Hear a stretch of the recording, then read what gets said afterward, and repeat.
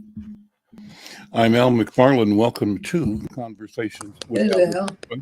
Glad to be here and glad to have you along. Today is Friday. Friday, we call it the Healing Circle, and we do this in partnership with Dr. Bravada Garrett Akinsanya of the African American Child Wellness Institute. Also, today we're doing a special intro. I've invited my friend and colleague, elder in the community, the griot, Mahmoud El Kadi, to talk about a special project that we're doing together that involves you, the entire community. We want to review that.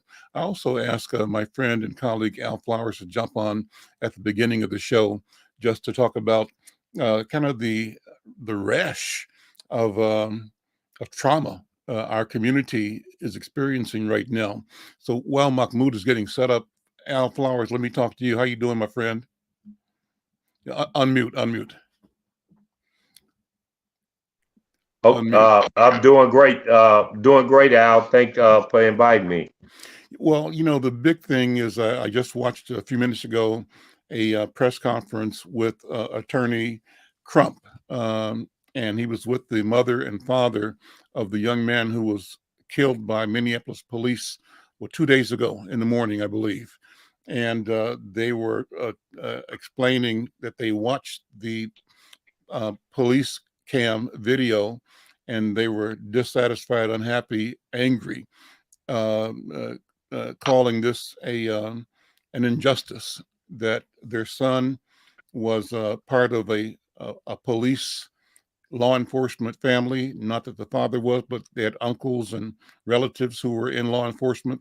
The son did have a gun and was trained in gun safety, gun use, and he had a permit. That he was a deep sleeper. And then when they used their pass key to get into the apartment in downtown Minneapolis, where this young man was asleep on the couch, obviously covered with a blanket. And what I understood they were saying was that the officers tried to wake him up and rattled or shook the couch he was on, kicked it. And when he came out of a deep sleep, he had a weapon in his hand. And when they saw the weapon, they shot him. That's what I understand. I'm not, obviously I wasn't there and I don't want to misrepresent what I saw, but that's what I'm thinking I understood happened. So the community is raising questions about the process. And here we are, what Ben Crump said this morning on the news was Minneapolis had agreed after the Breonna Taylor event that they would cease using the no-knock search warrant, where they just show up, break in. And I don't know if what they were doing qualifies for no-knock or not, but we know the result was another young Black man dead. And so that is horrific enough, but we also were dealing with a day before the shooting death of a 15-year-old in South Minneapolis in Richfield, the first ring suburb, and outside of a high school or a school that is a it's a alternative school that had children from K through adulthood, actually, and some kind of altercation resulting in three people shot, one of whom died, two being hospitalized. So what's the general energy in the neighborhood, Al Flowers? What's going on right now? What are people saying and feeling as you see it? Well, Al, first, thanks again. And nothing but saying I'm just glad to see our leader, Mahmoud El Kati, on here, and looking forward to interviewing him in Black History Month if we can organize that. But so I would love to do that. But Al, just the UCMT, which you know about, the Unity Community Mediation Team had a press conference this morning at 10 o'clock to talk about what happened. And yesterday, the UCMT, along with other community leaders, met with the interim chief Huffman down at our office, and we were able to see the video. But it's so much more to that seeing that video, watching that young man lose his life right there, and it's said he wasn't even one of the suspects, and so we got to make sure that we let it be known that he wasn't a suspect and things like that.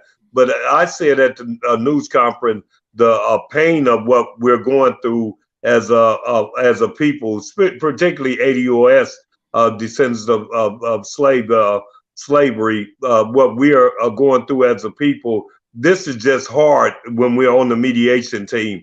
That we trying to do the right thing, Professor, trying to work with law enforcement, work with the union, work with the police, because I don't know, as a activist, and my great leader, El Kati, said, called me to a field marshal years ago. I don't know how we get out of this or how we deal with this situation now. That we, because they come and say, y'all said both no that so you wanted this. That's what they're going to throw up at us, because we said, no, we can't abolish and dismantle the police right away. We needed a plan. So the political side of this is the people that were saying let's just abolish and dismantle. Now they're back in action for just for this purpose. They're never in action about what's happening to our babies and other things. When like when the 3 kids got killed out, that you covered, we all covered that, and so we in this dilemma. And I would throw back at to you and Professor, what do we do? Because I'm saying we could still have to continue as Black people that's been through 400 years of oppression, dealing with the police. How do we do this? How do we do this? All I know is that we have to. All I know is that we have to continue to try to figure out how to build a relationship with people that don't their philosophy is to do what they do. So I'm saying today we got to stay focused on the big picture of what we gonna do, because here we go again with another. See, that's why we don't need the police, but that's not the answer or the solution to our problem. We have to build this relationship some kind of way, whether it's getting more diversity on the department, so these things can't happen to our community, Al. And so I'm disappointed because that they gonna use this killing here to say that 56% of the people who said no, don't do it this way, is wrong. They want this incident with the police, which is a tragic and horrible incident, to make that like we said it was wrong to dismantle. We said no, don't do it like that, because African Americans suffering crime all over the country. But when you say that, you give some people that got a criminal element mind the thought that they can do whatever they want out here, like carjacking our elders and doing all this stuff. I'm still trying to figure out how we work on both of them simultaneously, because we can't afford not to have law enforcement, or what we are living in. We'll be living in like a third world country that don't have any kind of public safety mechanism, and we're at a dangerous time as ADOS people, because everybody is saying what we need to do, and even with the vote yes, they didn't listen to elder leadership, our Black churches. They didn't listen to nobody. They just said we're gonna abolish this man, we don't care what y'all say, and that wasn't a majority of what African Americans, ADOS people were saying. So now here we go again, and it's gonna cost it's costing us blood, and blood with our people and treasure, and so I'm still looking for the advice from yourself, Al McFarlane, and people like Spike Moss, and especially Professor. What do we do right here? Because now you got young people, even my son, coming at me saying, looking like, hey man, we just can't keep letting this happen. And I don't know what to tell them. What else are we gonna do? What we gonna do besides what we're trying to do, and that's develop a relationship, Al. Yeah, well, let me leave it right there. And over the course of the next hour, we'll try to respond to those issues. I'll ask Dr. B and other members of the Healing Circle to respond to that, to put that in context. And thank you for both the report, for the questions, and thank you for your attention.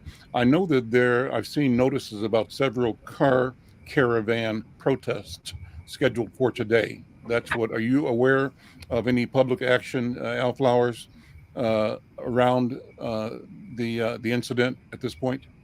Yeah, they're supposed to be a protest downtown. They're gonna be doing like what you just said, Al. You're spot on. And if I could just say, I can't blame the people on the other side because the trauma, and I'm glad Dr. B is here. The trauma we're in, I feel like I'm in that trauma right now, trying to tell our people, no, I understand this is bad, but it's getting a little emotional what we going through here, and what do we so that's what I'll say. Dr. B, Brother Mahmoud, thank you for being here. Let me ask you to hold on a second, Brother Mahmoud Al-Qadi, because I do want Dr. B to respond to the emotion of the moment, the concern that Al Flowers expressed, that we all are feeling one way or the other. The dilemma, as I understand it, I'm sort of repeating what I just heard him say, is on the one hand, as a community, there was a debate, an argument, and a decision at the polls around this concept of how do we shift, change, modify what public safety, what the apparatus is and how it works. That there was one school of thought that said that we needed to shift resources to community and away from the idea of an armament-centered, a hardware-centered policing strategy and philosophy that amounted to, in so many words, an occupation of the Black community and a formal, continued, less hidden, intentional suppression of Black and brown bodies. That was part of it. The language, however, was defund the police, a nice capsulized way, but on the one hand, that language itself served as an undoing of the energy that was interested in ensuring that we look afresh at what public policy should be, what practices should exist, and who should be engaged in the process of creating and maintaining public safety. What should the citizens' role be in the process of maintaining public safety? So the ballot initiative, quote unquote, defund the police, failed. And there's still a lot of feelings both ways. And what I hear Al Flowers saying is that when you have this incident of another police shooting in downtown Minneapolis, it brings up all the energy that sparked this reaction. And so we are in a situation where the community is again feeling besieged, deluged, and at a point of wondering what its reaction should be. How do we act responsibly? How do we not walk away from our obligation to stand for justice, fairness, and equity? I hear Al Flowers saying that we have to not turn our back on the need for order, calm, and institutions that serve us properly in our community. We can't throw it all away. We have to make these institutions reflect our will and our interest. But I hear him saying that is a conflicted feeling because right now people are getting mad again because another young man has died. So that's kind of my summary and my restatement of what I heard you say, Al Flowers. I think it's a pretty accurate representation. Dr. B, how does Al McFarlane, how does Al Flowers, how do Al and Al, as ordinary guys in the community, navigate in a way that is responsible, and that reflects this depth, the wellspring of feelings that comes out of lived experience and the horrific trauma these incidents continue to bring up in us and around us. What do you think, Dr. B? Thank you, and it's good to see everybody, especially respecting our local and nationally renowned scholar, Professor Muhammad El Kati. It's Mahmoud. good. Mahmoud. I mean, Mahmoud El Kati. He knows I know his name. So one of the things that I think I'm seeing right away is that we were already holding our anger. It still hasn't dissipated. It was just being held after the Derek Chauvin trial, and now the ongoing systemic racism that we expect in our everyday lives, coupled with the additional trial for the other 3 people who were involved in that situation, coupled with the Potter trial that already took place. So we've really never rested. We've really never had a chance to recover. So the wounds are still very fresh. They're still, Dante Wright in the middle of the trial. So it's still very fresh to us. And so I feel like our community is more like a pressure cooker that's just waiting to blow, because the deluge of continual oppressive, reactive abuses of power haven't stopped. So our trauma we can't heal from the trauma, because you have to be free from trauma. That's why they call it post-traumatic stress. It's not post-trauma, because our trauma keeps happening. And so I understand where this anger is. I understand where the hurt is. I understand where the pressure is for our community members right now in terms of wanting to do something. Except this is the problem. When we act, it needs to be in a way that stops it from happening again. When we act, we need to be able to support ourselves being safe in our own communities. So I understand protesting. I understand all of that. And I also understand that systemic change isn't going to stop until we're in somebody's face. I understand that. I also understand that one of the things we have to do in our own community is mandate that take responsibility for each other. Take responsibility for each other.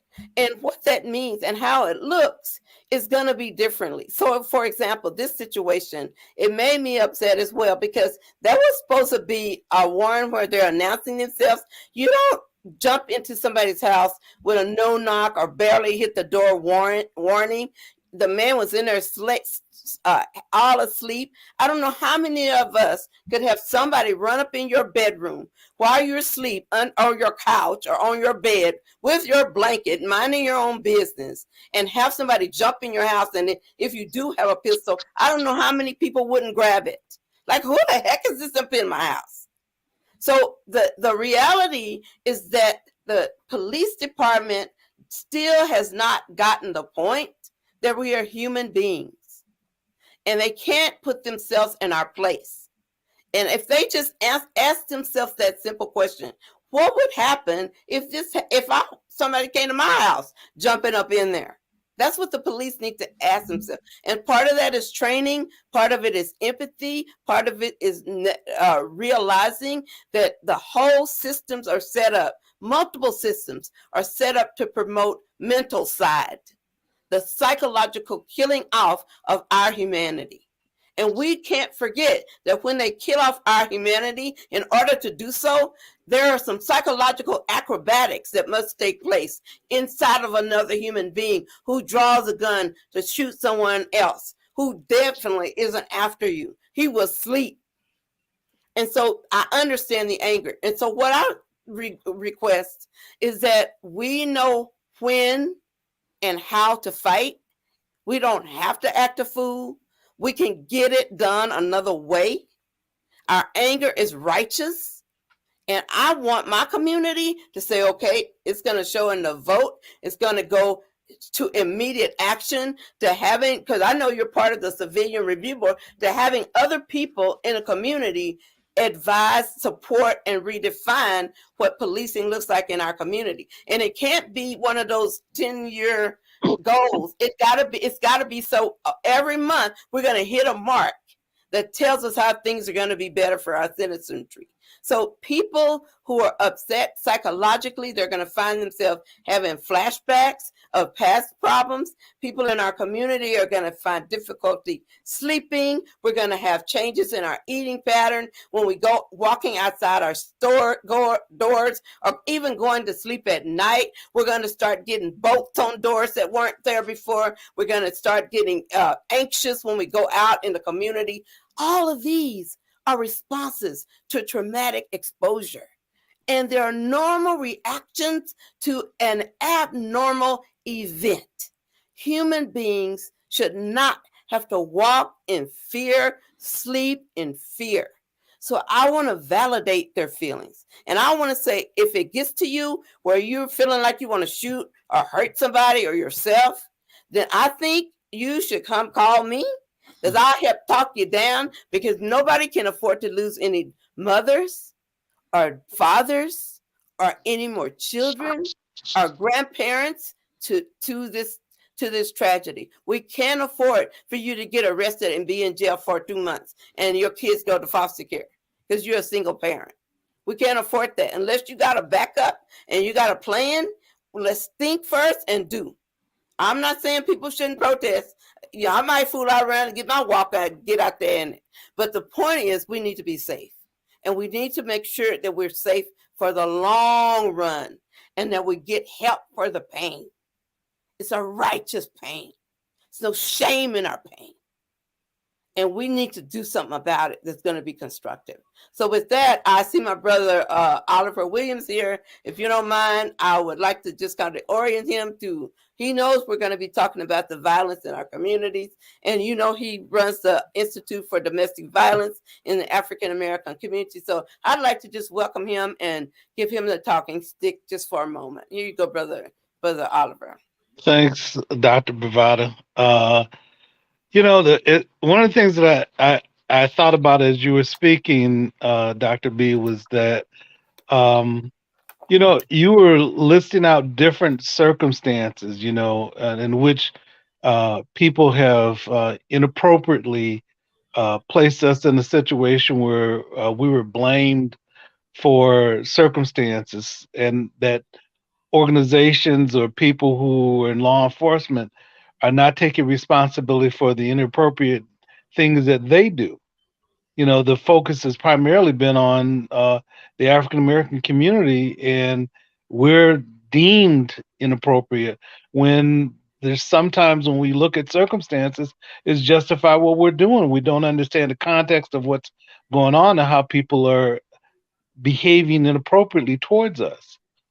The thing I think about is, and you hear it across the country, that there are these justifications to allow law enforcement to do anything.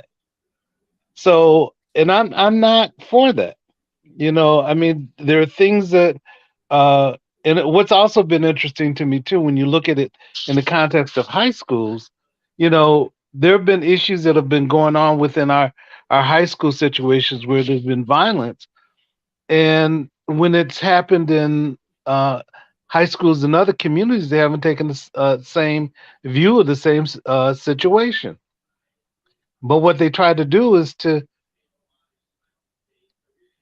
try to get a sense that it was always bad in other environments, but it's endemic in ours. Therefore, there's no attention that was given towards it. I had a problem with that as well. When we should have been as concerned about, what went on in our high school and the violences that happened there as in other situations, or a situation where somebody breaks into the house and there's no context where we understand what's going on. But if somebody gets harmed or killed, police are justified in doing it, and nobody wants to take ownership of that. And you've got people who seem to be in defense of law enforcement without taking responsibility for maybe the behaviors that they've used. I have a challenge, and a concern about that.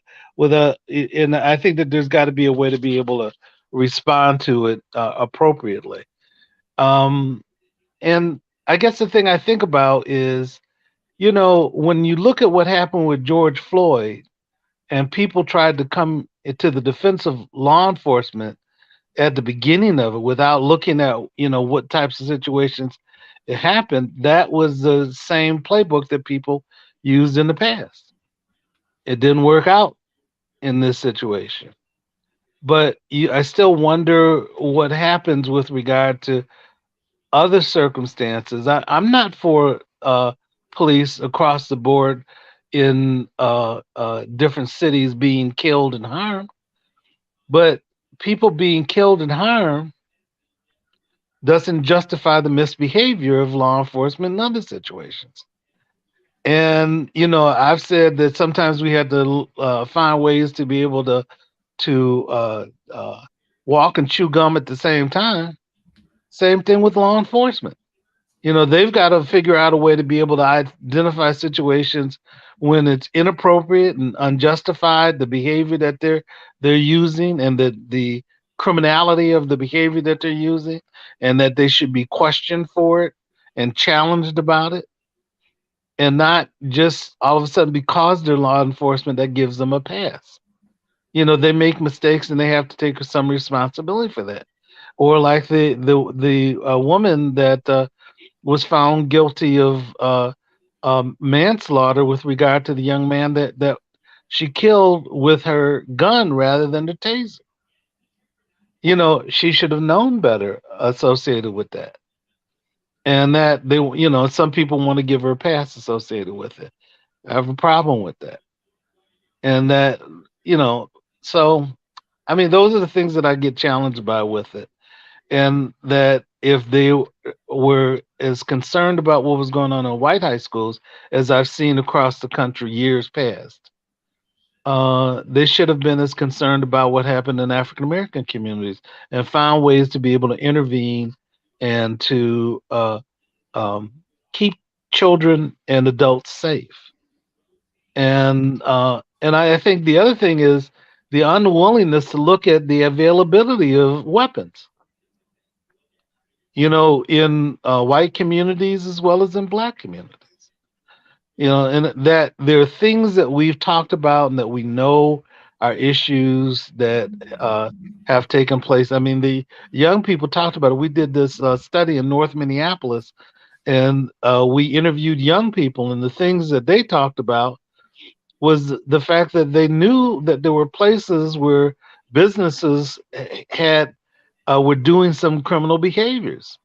But when they were doing it, it seems like they wondered whether or not there was a connection between law enforcement and and those businesses, because not only did they get shut down, they got a chance to reopen suddenly and quickly after the fact. So, young people are questioning it and they have questions about it, and they wonder what's the association between law enforcement and those businesses. Criminal enterprises. Criminal Dr. enterprise. Oliver, let me Uh-huh. ask you to hold up a second. I want to shift the tenor of the conversation, but Okay. it'll come back because all of this speaks to who are we to each other and Right. what must we do for each other? How do we create a community, a world that reflects our interest, our best of ourselves, and in doing so, both challenge and change the world into the paradise that it can become. Yes. Uh, Professor Mahmoud Al Qadi has just excited me and led a number of us in the community to look at the life and work of Dr. Mary McDowell Bethune and what we have in the current issue of Insight News. And AZ, you can bring the screen up and take it down in a minute if you can do it. Is the special section in Insight News where we actually present Dr. Mary McLeod Bethune's last will and testament. That is a full-page presentation. It features a photograph of the statue that was created of her image that will be going into Statuary Hall at the U.S. Capitol, the first African-American woman to be installed in Statuary Hall. And Mahmoud, setting this in place, has created a wonderful essay entitled Mary McLeod Bethune, The Emergency of Now.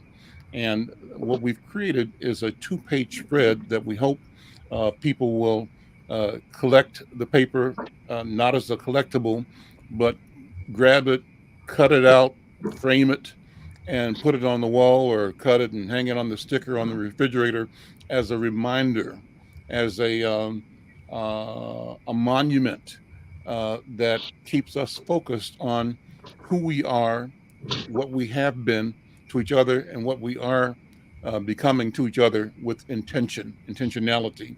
And so, Brother Mahmoud, first of all, good to see you as all. Thank you once again for your leadership, your vision, your knowledge, and the, but this is probably as an appropriate time as any for us to discuss the last will and testament of this great educator, Mary McLeod Bethune, even in the context and the backdrop of the trauma we're experiencing right now. So I'm going to turn it over to you, Professor Mahmoud, and you can respond to both what we've talked about already in terms of the current, and maybe weave into that the meaning and value of perspective that we're talking about with this acknowledgement of the work of Dr. Mary McLeod Bethune. Thank you, Al, very much. It is nice to see some familiar faces. I haven't seen Dr. Akinsanya in God knows how long, and Oliver Williams. It's been a century, I think, since I've seen him. And Al is always on point. It's good you people are good spirits, and I feel safer while you're living among us. Keeps me from being a pessimist. Keeps me from being a pessimist and an incurable optimist because of folk like yourself who understand that. I'll just say, just to spend a minute talking about the notion of defunding the police. I think it's a very, very thoughtless idea. And whoever suggested that, be they black or white, could not have been more wrong in arriving at that analysis, given who black people are. As a community, we're caught between the jaws of the vice, the most vulnerable community in America. Well, we know who the bad guys outside. The main event is the doctrine of white supremacy. I think we got that one now. Our enemy in doctrine of white supremacy is the enemy of the human family. Let's get that straight. Most people on this earth would not call themselves white. Neither would white people if they were in Europe, because it has the same meaning. It's a relatively recent invention, being white and black and brown and so forth is not a discovery. Race is an invention. It is a modern invention. It's in tandem with the Atlantic slave trade, the rise of capitalism, the rise of the doctrine, which operates as a religion that people see the world through. Just as if you were a communist, and people call that communism, and they're correct, a secular religion. So is the doctrine of white supremacy. Stop saying racism. Stop saying bigotry. Stop saying prejudice. Those are words that are aversive. It keeps you from dealing with the nitty-gritty. And the doctrine It's been in the world for roughly 400 years, and it's a very short history, and raised hell throughout the modern world. There's no place that I've ever been, and I've not seen all of the world, but a little bit of it, where there is not manifestations of this doctrine. Whether you're in Latin America, the islands of the sea, Europe, which spawned it. So we got to update our vocabulary. Stop using these aversive terms, which don't get to the point. It is not prejudice. It is not bias. No. I would even say, don't use the word racism, because it's white supremacy. Then we know what we're talking about. Because when you use the word racism, you can do anything you want with it. It operates like a neutral variable. Our enemies, like Donald Trump, calling people, using the word racism toward Black people. We're the major victims of it. So people will do anything. Black people should get out of the race thing. We are a people. We are a culture, and we are products of a certain history, which makes us unique, not better than other human beings. That's not the issue. We're different. Just as the Irish is different from an Anglo-Saxon who enslaved him for 700 years, longer than Black people have been enslaved. So where's the color there? See, the identity of human beings, historically, and it's still true, is geography, language, and religion. That's who you are, not how you look. If you and I have been in Africa, and I've been there, and those of you know that when you talk to a Yoruba man, a Hausa man, an Igbo man, you're not talking to a Black man, you're talking to a Yoruba, you're talking to a Hausa. That's his identity. There's a land, there's a language, there's a custom. A house is likely to be a Muslim. And then you talk to an Igbo, he's likely to be a Christian if he doesn't belong to one of the traditional timeless religions of Africa. That's what white supremacy has done to people. It is this false construction called race, which is an absolute powerful myth. The most powerful myth the human mind has ever invented is the idea that we are distinct and separate from one another as if we were different species with different gifts. There's one family that is human, and it comes in variety like the rest of nature. Are we clear on that? We need to stop defining ourselves out of a racial context, because if you do, you are submitting to the doctrine of white supremacy. We are not Negroes, never has been. That's a white supremacy term. No Negroes ever came out of Africa. You never met a person from Africa who calls himself a Negro. You know what? That's a part of the nature of our oppression.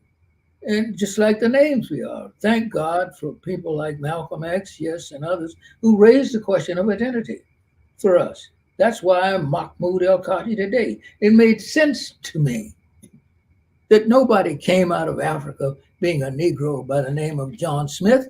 We have to explain that to ourselves. That's the battle white people have to come. Then we have to deal with colorism too. I thought I invented that term, but obviously people who thought similarly. That's an internal question. Now, I'm just saying that whoever it was that pushes this thing about defund the police, like exclamation point. What else is new? Black people are the most vulnerable group to police violence.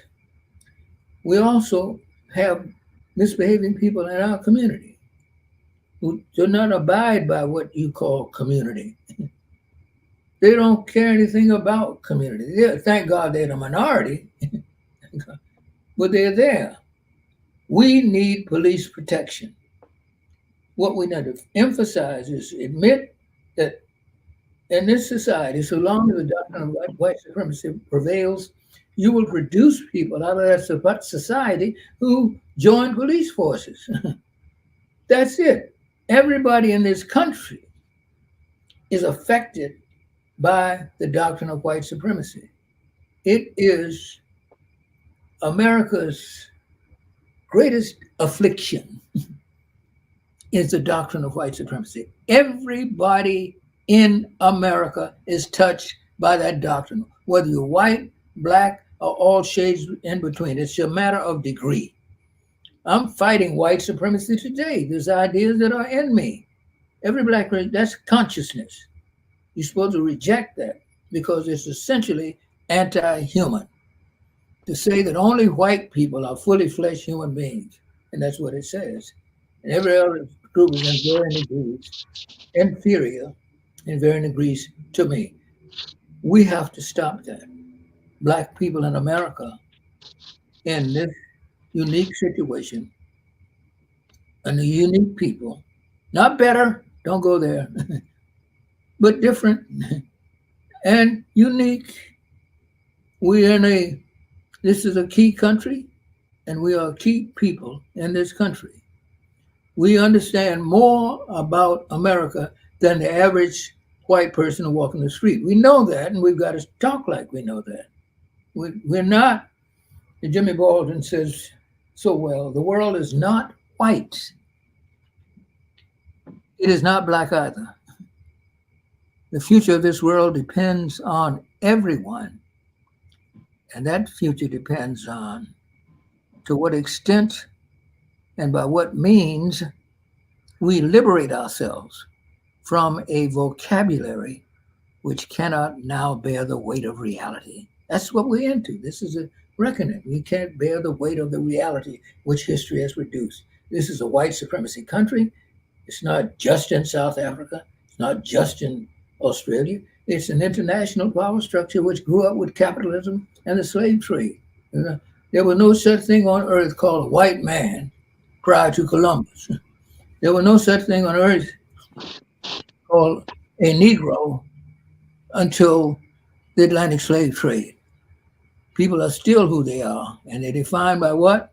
Not skin color, geography, language, and religion. Not always religion, you explain, but the fact that we have geographic backgrounds in Africa makes us Africans in the modern world. We are Americans too, bound to the land of Africa and America, this new reality, this magnificent people who've grown up in the bosom of slavery and become these loving people that we are. That's what we are. We are lovers.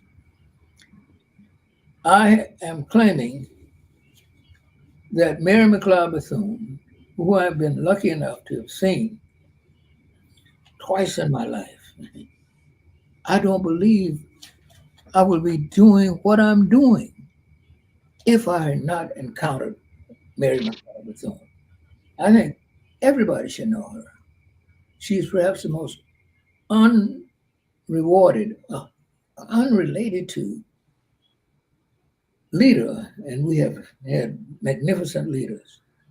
I don't put black leaders down. People are, I may not agree with all of them, but we've been blessed to have some good people in our background, from Nat Turner and Denmark Vesey to Martin R. Delaney, Frederick Douglass, all these people down to the ones that we know, Du Bois and Martin and Malcolm and Fannie Lou Hamer and those people. We've been blessed by these people in almost every generation. Mary McLeod Bethune is one of them. And I want to try to end my little chat by just listening. She's left the last will and testament. If you read it, you've got to be fulfilled. If you're a black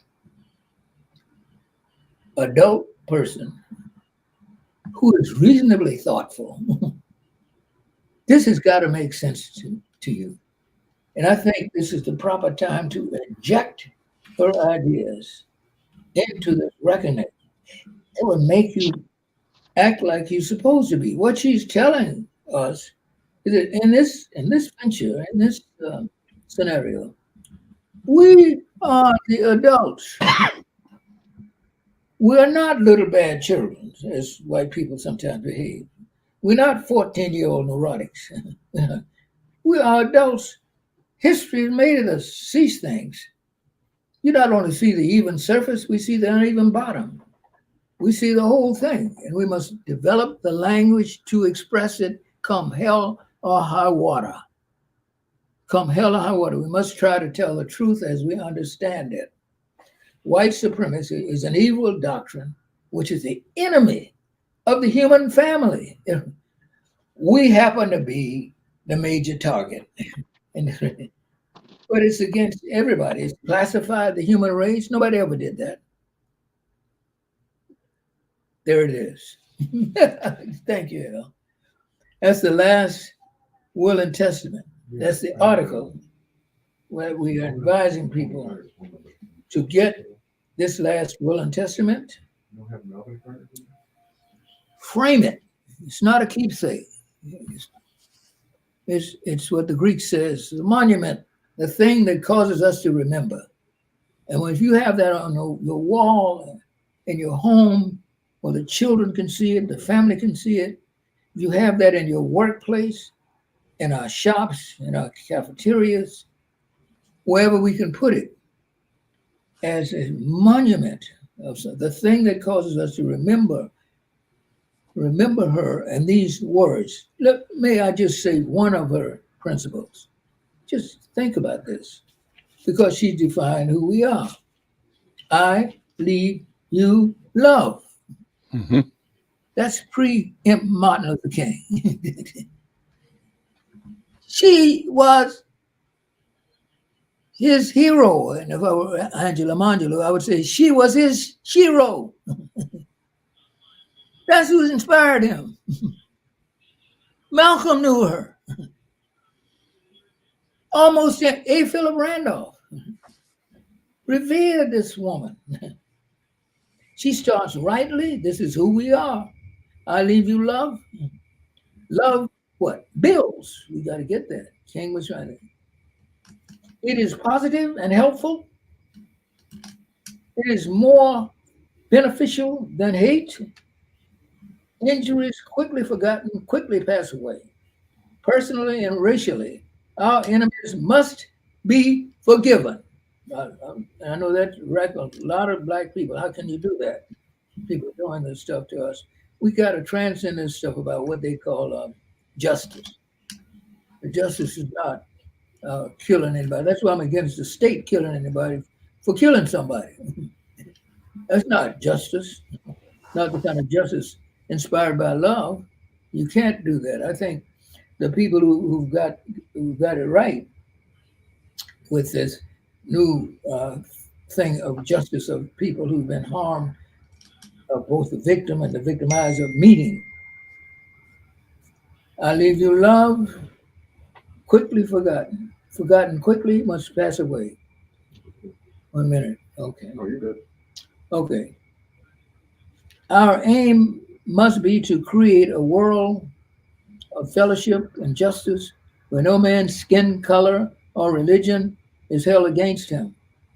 Love thy neighbor is a precept which could transcend the world. If it were universally practiced, it connotes brotherhood.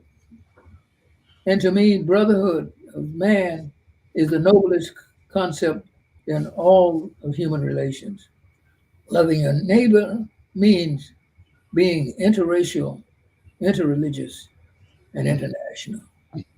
We couldn't improve on that today of all the rhetoricians who are going around. She's already said it.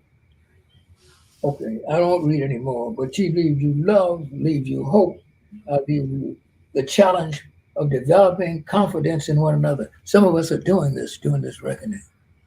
We need to make note of that Black people are talking to one another. I'll leave you the thirst for education. Knowledge is a prime need of the hour. More and more, we become educated. I'll leave you lastly, this is not the last thing, respect for the uses of power. Now, Black people are getting into corners of power in America. It's got to be used to advance the human family. It cannot be against any segment of humanity when you're in a position of power. And then the last thing she says, I think is the most important thing we all should remember. She taught me this, that the only wealth that people really, really have It's not Cadillacs and diamonds and so forth. It's coming generations. It's the youth.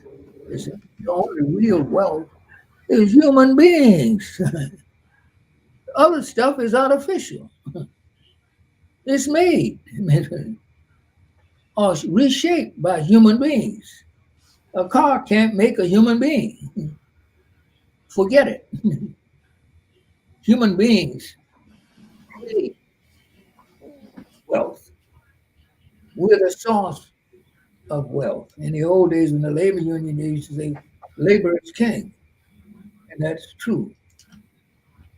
All wealth in the world, anywhere, any place, anytime, comes from labor.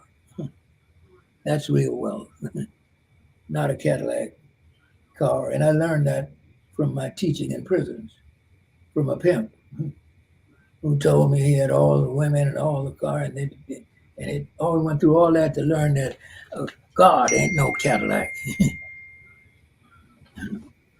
That's what I thought God was. I'm asking people who really believe that black people are wonderful people. We just need to give ourselves a chance. And Mary McLeod Bethune is the best spokesman that I've ever read for this moment. For us to say, we are the adults in the room. We know the American story more than most white people. That's not mean you're better, you're smarter. That's an advantage point that we know that it doesn't make sense. Race, if you're a Negro, for instance, who belong to this race, you can look like anybody. I could have blonde hair and blue eyes talking to you right now and be a Negro. Does that make sense, as Malcolm used to say? That doesn't add up. That doesn't add up. That's silly. For you to, phenotypically, people are defined by geographic. You see a man walking down the street, a woman walking down the street, you can look at their color and so forth and say something about their geographic origin. Well, that's a European man. Phenotypically, that's an African man. You know that. You know what I mean? Race is not real. I refer you to a book by Dr. Ashley Montague, and I dare you to read it. I dare you. Man's Most Dangerous Myth, the fallacy of race. It's a fallacy. It's the trick of language.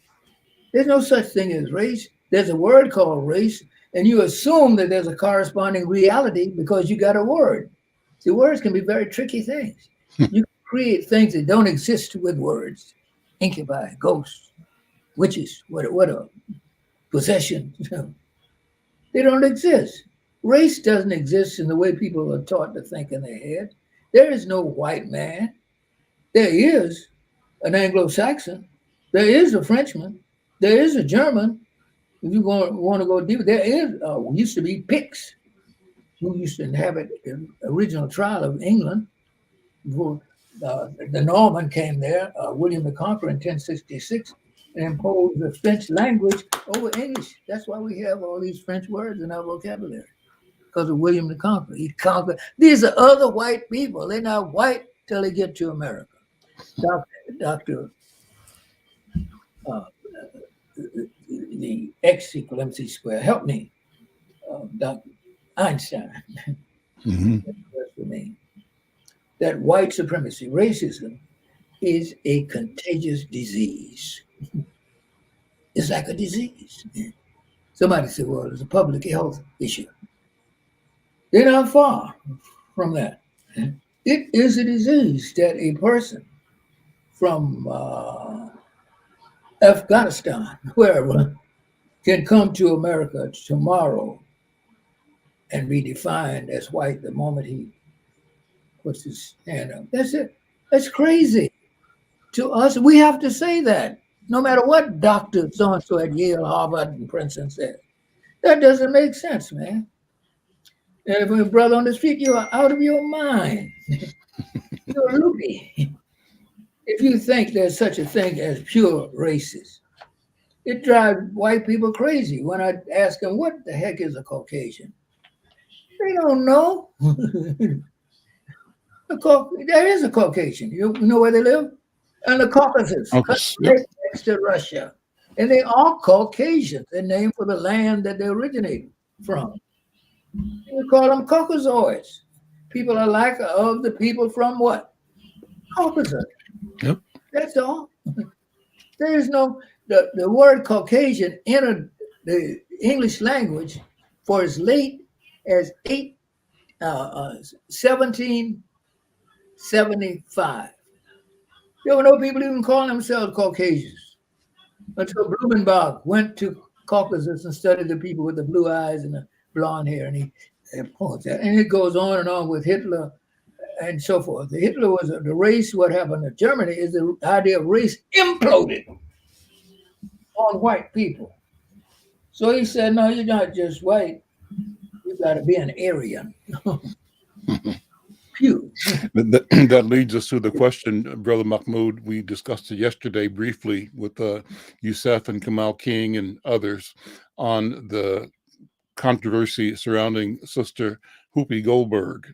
I don't know if you've been following that at all, but that's a question where she is penalized or charged, being punished in effect for describing her assessment of history and culture and race.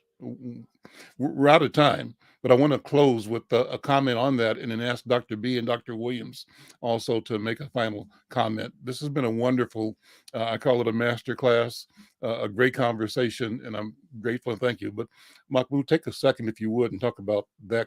How do we navigate this discussion between cultures, between groups in culture, where we can respect each other's ability to say what it is we think and feel without feeling that it's an attack, or maybe it is attack. I don't know. What do you think, Brother Mahmoud?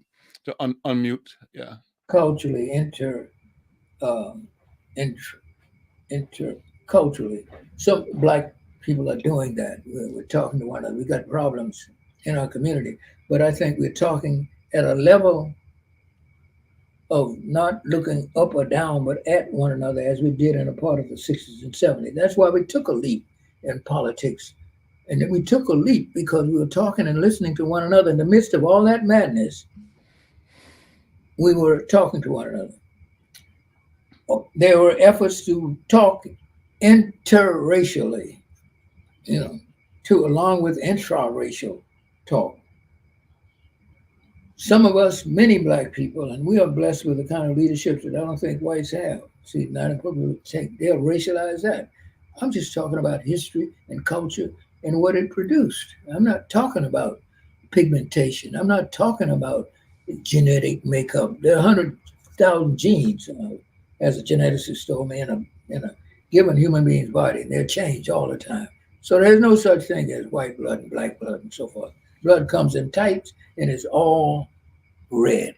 The next 10 white people, man or white woman I meet, may be same as me. I'm B positive. So my children don't have my blood type. So that's nonsense. Check your blood type and tell you what if somebody did is going with white blood and there's black blood in his veins. And a constant, that's nonsense. Black people have to act like they're grown-ups. Yeah, I'm saying that. You say, well, white people don't like that. Don't care about this. It's too late in the day. Because this is the last breath for white supremacy. Let me stop it right there. Oliver Williams, give me a quick response. We're going to wrap up in about 2 minutes here. Okay. But that was a great phrase to end on, the last day of white supremacy. Oliver Williams, what do you think, Dr. Williams? One of the things that I think is that we have to be able to listen to each other's truths. Sometimes where people stand in the world and the experiences that they have, I can be helpful to somebody if I understand what they're going through and I understand the truths of what they experience. I'm working on this article. We did this study in Kenya, and one of the things that and we're talking about domestic violence, for example. If we don't understand the truths about how Kenyans look at their relationships and look at the roles of men and women and the culture, and we don't address that in the United States with Kenyan men, then we're going to miss something and miss their belief systems, but how much they trust you if you don't understand their truths. When I think about people and their experience, when we talk to the youth that was in North Minneapolis, there's a lot of truths that they have. If we don't address their truths, there's no way that we can work with them also and understand the challenges that they're dealing with. So there's something about understanding the experiences of people that we're trying to be helpful with that's important. And so that's where I think I want to leave it. Yeah. Dr. B, I'm going to have you close the program out. Just impressions, feelings, thoughts, recommendations, anywhere you want to take us. Okay, well, this last part of the conversation, I think, picks up the transgenerational pain that we're experiencing, and it picks up not just looking back, but looking forward. And so it really reminds me of my grandma Alice, who had a second grade education and 13 children, only 2 of them lived. But I remember she saw so much tragedy in her life, and she was teaching us children about the figurative meaning of the word stepping on one's toe. And my brother Douglas didn't want to play trucks with me, so I ran and told her, he stepped on my toe. And she said, provided people can step on your toe by accident or on purpose, but in any event, your toe still hurts. It's your job to say, ouch. It's their job to say, I'm sorry, and not do it again. So our ouch needs to be heard. We need to observe that we are harming people or being harmed. Our you is that we need to understand our own places of woundedness and those in others. C means we need to communicate and talk about that ouch, that pain, and apologize. And H means we got to give ourselves time to heal. And when you can heal, when they stop creating the pain. And you have to take responsibility for the pain you also recreate. And I love what I learned today in this whole space in the wisdom of each of you, brothers of a certain age, making things happen in our community. I loved it, and I thank you for joining us with this talking circle in the Healing Circle today. Thank you. We'll see you next time. Take care. Thanks all. Bye-bye. Bye.